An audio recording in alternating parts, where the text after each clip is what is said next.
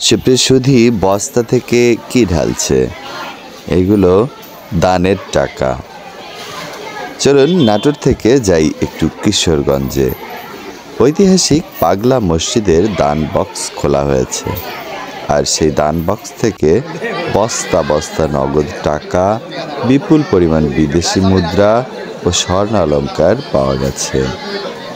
আগের সব রেকর্ড ভেঙে এবার মিলেছে 8,21,34,304 টাকা। গতকাল শনিবার সকাল 7টায় মসজিদের 11টি লোহার সিন্দুক খুলে পাওয়া যায় 27 বস্তা টাকা। আছে বিভিন্ন দেশের মুদ্রা ও স্বর্ণ অলংকারও।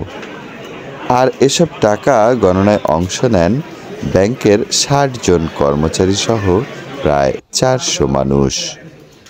আর টাকা গুনতে লেগেছে 10 ঘন্টার বেশি। সুধীমণ্ডলী, এটি কিশোরগঞ্জের পাগলা মসজিদে প্রতি 3 মাস পর পর খোলা হয় দান বক্স।